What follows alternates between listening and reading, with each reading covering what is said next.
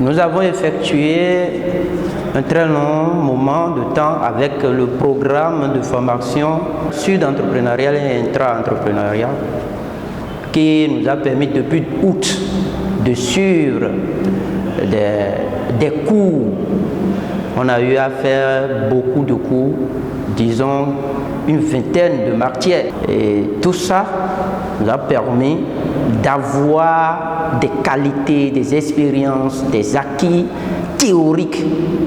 Maintenant, après ça, on nous a mis sur le terrain avec des coachs dynamiques dans la pratique qui nous ont permis maintenant d'avoir l'idée de projet et qu'aujourd'hui, après la rédaction des plans d'affaires, nous sommes en train de soutenir. Et moi, je viens de finir d'ailleurs ma soutenance et je sais, j'ai foi au projet, et je sais que ça va pérenniser dans le temps. Déjà, nous, c'est la 3e promotion. Donc, il faudrait que le projet là aille encore d'avant, aille de l'avant. Je pourrais vous dire que cette formation, elle a été vraiment très qualifiante. Et cette formation nous a beaucoup permis d'avoir des outils techniques et en tant qu'entrepreneur. Et ce qui m'a beaucoup plus impressionné, c'est le cadre de la formation pratique que nous avons fait. Nous avons été au contact direct avec des acteurs, les coachs qui sont dans différents domaines des différents projets. Je suis le responsable de la 3e cohorte et la collaboration entre moi et la coordonnatrice, elle a été vraiment très fiable et très appréciable. Elle a été très ouverte avec nous pendant cette période de formation que nous avons eu à faire. Et tous nos besoins, nous l'avons exprimé.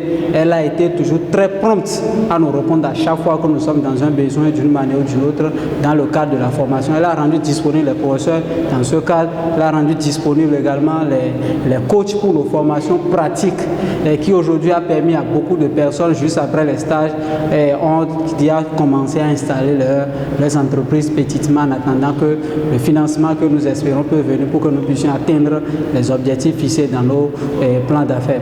Nous sommes à la 3e cohorte et nous venons de suivre la défense de leur plan d'affaires.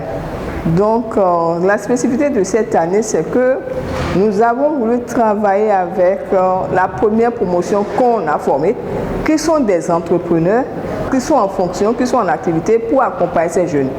Et nous avons vu la valeur ajoutée parce que pour cette fois-ci, les jeunes bénéficiaires ont pu mettre la main à la pâte et ça s'est fait sentir au cours de leur présentation.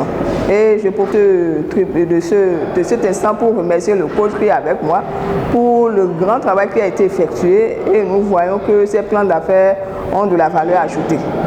Vivement que ça soit financé parce que c'est ça, la suite, c'est le financement. Ils ont fini la phase classique, maintenant c'est le financement qui reste. Tous ceux qui ont pu valider les unités d'enseignement auront leur attestation des mains du recteur si tout va bien le 10. Et la phase qui va suivre, c'est le financement.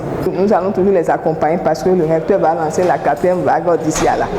Il est à noter que, étant technicien agricole de formation, plus précisément nutritionniste de formation, les étudiants à ma charge sont ceux qui ont pour spéculation la production animale. Donc, j'ai cadré, j'ai coaché des étudiants, c'est-à-dire qui ont choisi la production des escargots, la production des cailles, la production des œufs de table, ainsi de suite. Donc, la particularité de la 3e cohorte, c'est que cette fois-ci, les étudiants ont mis la main à la pâte, comme on le dit. La pratique, en dehors de la formation théorique reçue, ils ont appris concrètement, c'est-à-dire sur le terrain, ce qui se passe réellement lorsqu'on veut produire par exemple les œufs.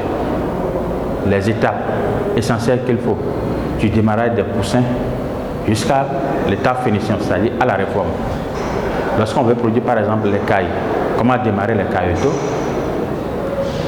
de l'étape cailloteau 1, cailloteau 2, jusqu'au caille reproducteur, c'est-à-dire au caille géniteur, au caille qui doivent donner les œufs. Les étudiants qui ont choisi par exemple de faire la production des lapins, ainsi de suite. Nous souhaiterions que les vagues à venir prennent le même parchemin, c'est-à-dire après la formation théorique, passent sur le terrain faire un stage, toucher au bout du doigt les réalités du terrain pour un bon fonctionnement du projet.